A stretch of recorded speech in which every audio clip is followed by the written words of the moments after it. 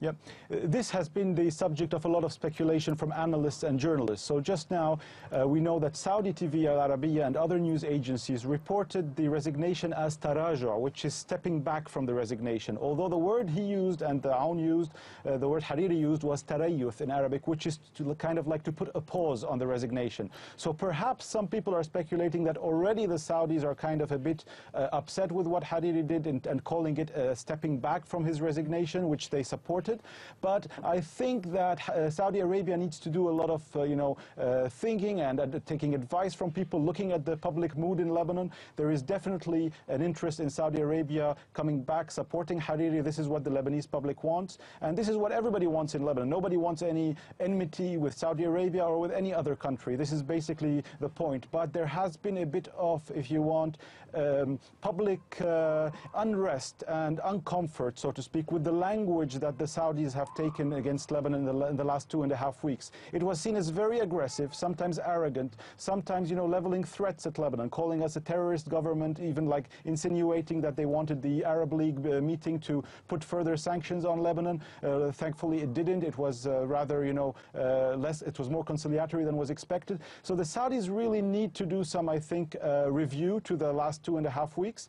If they really have taken their hand away from Saad Hariri, we don't know. I think there's a hope that there is some sort of settlement, that reports of it have been circulating, that basically French President Emmanuel Macron and Egyptian President Sisi, and incidentally these are the two countries that Saad Hariri visited after Riyadh, that they are working on a sort of a resolution for the crisis, perhaps in a way that saves the face of all parties concerned, and that leads back to basically what the Lebanese want, maybe mainly Saad Hariri back in the premiership, and at least until the next parliamentary elections, which are due to be held in next summer after 9 years, after an extension of the parliament's term. So for the Lebanese people, we want a government basically that can take care again of the concerns of the citizens. And this is not, everything I'm saying is not to whitewash, so to speak, Hariri's government or Aoun's leadership in the sense of what they were doing during the government. There's a lot of criticism of the governance that was taking place in the last year.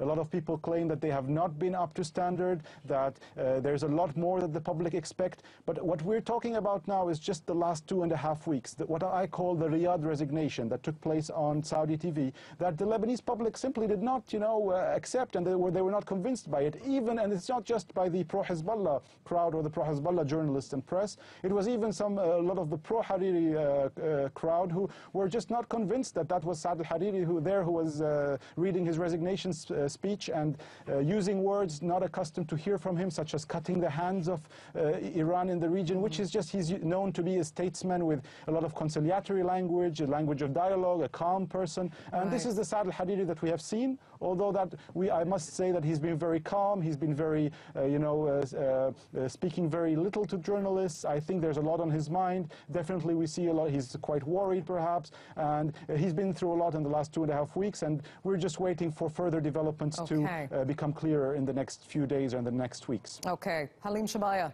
we will leave it there for now. Thank you so much for joining us with your insight from Beirut.